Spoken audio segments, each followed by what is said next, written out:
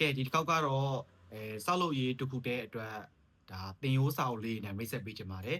ဒီတစ်ခေါက်မှာတော့ကျွန်တော်ဒီအတန်းတစ်အတွက်ပေါ့နော်တင်ရိုးစာအုပ်လေးတွေပုံလေးထုတ်ထားပါတယ်တင်ရိုးစာအုပ်ဆိုရင်ကျွန်တော်တို့တင်ရိုးစာအုပ်ကိုမိတ်မဆက်ခင်မှာဘာလေးလဲဆိုရင်ကျွန်တော်တို့စောက်လို့ရေးမှာဆိုရင်အပိုင်း၃ပိုင်းရှိတယ်ပေါ့နော်ဘာအပိုင်းလဲဆိုရင်ကျွန်တော်တို့အင်္ဂလိပ်လိုပြောရမယ်ဆိုရင်စစ်ဘယ်ပိုင်းရယ် BD ပိုင်းရယ် infrastructure ရယ်ဆိုပြီးရှိပါတယ်သူဂျပန်လိုကတော့ကျွန်တော်တို့ဒိုဘိုခုရယ်ခန်းချစ်ခုရယ်ပြီးရင် right fry ရယ်ဆိုပြီးတော့၃မျိုးရှိပါတယ်၃မျိုးရှိတယ်ဆိုတော့ဒါဘာတွေကွာတာလဲဆိုရင်ကိုကဂျပန်ကိုတွားလုပ်မဲ့အခါမျိုးမှာလုံးမဲ့လုပ်ငန်းအမျိုးအစားပေါ်မူတည်ပြီးတော့ကျွန်တော်တို့သင်ရမယ့်စာလေးတွေလည်းကွာသွားတယ်ပေါ့နော်ဥပမာအကြမ်းပြင်းပြောရရင်ကျွန်တော်တို့ BD ဖြေမဲ့ညီလေးတွေဆိုရင်ကျွန်တော်ဒီစာအုပ်လေးကင်ပေးရပါမယ်ဒီစာအုပ်လေးပေါ့နော်ဒါ BD ဖြေမဲ့ညီလေးအတွက်ဘယ်လောက်ပါတယ်လဲဆိုရင်ကျွန်တော်တို့စာမျက်နှာ120ပါပါတယ်ဒါလေးတင်ုံနဲ့လုံလောက်တယ်ပေါ့နော်ပြီးတော့ဒါကျွန်တော်တို့နောက်တစ်ခုစစ်ပဲဖြေမဲ့ညီလေးတွေဆိုရင်တော့ဒီစာအုပ်လေးလည်းကင်ပေးရမယ်နောက်ထပ်ဘာလေးပါထပ်ပေါင်းကင်ပေးရမလဲဆိုရင်ဒီအပါလေးပေါ့နော်စာမျက်နှာ30လောက်ပါတယ်ဒီအပါလေးထပ်ပေါင်းတင်ပေးရပါမယ်ဒါတွေကတော့ဒါကျွန်တော်ကိုယ်တိုင်ထုတ်ထားတဲ့တင်ရိုးလေးတွေပေါ့နော်အဲ့ဒါလေးထုတ်ပြီးကန်ရပါမယ်နောက်တစ်ခု infrastructure ဖြည့်မဲ့ညီလေးတွေဆိုရင်တော့ကျွန်တော်တို့ဒီစာအုပ်အထူလဲကန်ရမယ်နောက်တစ်ခုကကျတော့ဒီစာမျက်နှာ40ပါတယ်ဒီအပါလေးလည်းထပ်ကန်ရမယ်ပေါ့နော်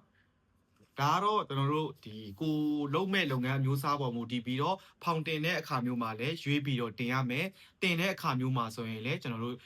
ရွေးပြီးတော့တင်ရမှာဖြစ်ပါတယ်အဲ့ဒီအတွက်ចောင်းသားတွေအနေနဲ့ကကိုသွားမဲ့အလုပ်ကိုတော့တည်တယ်ဒါပေမဲ့ဘယ် line ကိုတင်ရမယ်မှန်ဘယ် line ကိုဖောင်တင်ရမယ်မှန်မသိဘူးဆိုရင်တော့ကျွန်တော်အတန်းတက်တဲ့အခါမျိုးမှာဆိုရင်တော့ចောင်းသားတွေကိုတော့ဆွေးနွေးပေးတယ်ပေါ့နော်လာရတဲ့အခါမျိုးမှာဆိုရင်လည်းတည်တည်ချာချာပြောပြပေးပါတယ်တခါလေចောင်းသားတွေကလုံးဝနားမလည်ဘူးဆိုရင်တော့သူတို့ရဲ့ agency တွေနဲ့ direct ကျွန်တော်တို့ဆွေးနွေးပေးတယ်ပေါ့နော်ဒါကဘာဖြစ်လို့လဲဆိုရင်ကိုကစောက်လို့ရေးလက်မှတ်တော့ဖြည့်ထားလိုက်တယ်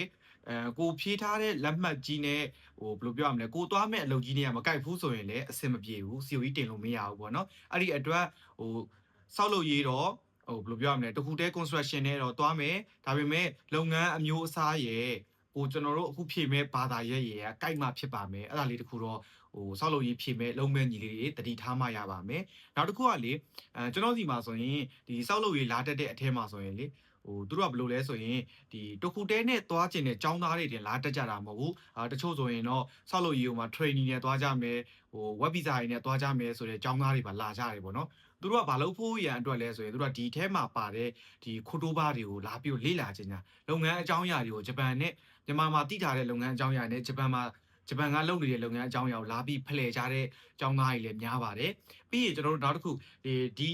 ဒါကကျတော့ကျွန်တော်တို့နေထိုင်ခွင့်အမှတ်1ပေါ့နော်အချီကော့အတွက်တင်တာပါဂျပန်ကိုရောက်တဲ့ခါမျိုးမှာကျွန်တော်တို့3နှစ်နေပြီးရင်နီကော့ဖြည့်လို့ရပြီပေါ့နော်နီကော့ဖြည့်တဲ့ခါမျိုးမှာဆိုရင်လည်းကျွန်တော်တို့တင်ရတဲ့တင်ရိုးစာအုပ်ကဒီစာအုပ်နဲ့မကွာပါဘူးကျွန်တော်တို့အနှဲငယ်လေးတွေ update ဖြစ်သွားတာပါအဲ့ဒီအတွက်မြန်မာနိုင်ငံကတည်းကဘယ်လိုပြောရမလဲကျွန်တော်တို့အာဘော်မိထားတဲ့ညီလေးတွေဆိုရင်ဂျပန်မှာနီကော့ဖြည့်မယ်ဆိုရင်လည်းအာဘော်ကတန်းနေတာဖြစ်တဲ့အတွက်လွယ်ကူတယ်ပေါ့နော်တော်တော်များများအဲ့ဒါကြောင့်မို့လဲကျွန်တော်ဒီမှာကအမြဲတမ်းလို့လေ online တန်းတွေမှာရောဒီအပြင်တန်းတွေမှာရောဆောက်လုပ်ရေးအတန်းအမြဲတမ်းလူအပြည့်ဗျဘယ်လောက်ရှိတယ်လဲဆိုရင်အနည်းဆုံးonline အသစ်ဝင်လိုက် online အသစ်ဝင်လိုက်နေတင်ကိုចောင်းသားဥကြီးကအမြဲတမ်းလက်ခံတာဘယ်လောက်ရှိရလဲဆို40 50တော့အမြဲတမ်းရှိတယ်ဒါကတော့ဘယ်လိုပြောမလဲသူတို့ရည်ရွယ်ချက်အမျိုးမျိုးနဲ့လာကြတယ်တချို့ကကြော်လဲစာလေးလာခြင်းလို့တချို့ကကြော်လဲဒီအလုံးလိုခြင်းလို့ပေါ့နော်အမျိုးမျိုးလာကြတယ်ဒီကောင်ကျွန်တော်တို့အဲ့အတွက်ပြန်ပြောရမယ်ဆိုရင်တော့ဒီမှာဆိုရင်ဆောက်လုပ်ရေးလေးလာတဲ့အခါမျိုးမှာဆိုရင်ဒါကတော့အပိုင်း3ပိုင်းလုံးအတွက်ပေါ့နော်ကျွန်တော်တို့ထုတ်ထားတဲ့အရာလေးပါဟုတ်ကဲ့အားလေးတွေမိတ်ဆက်ပေးတာပါ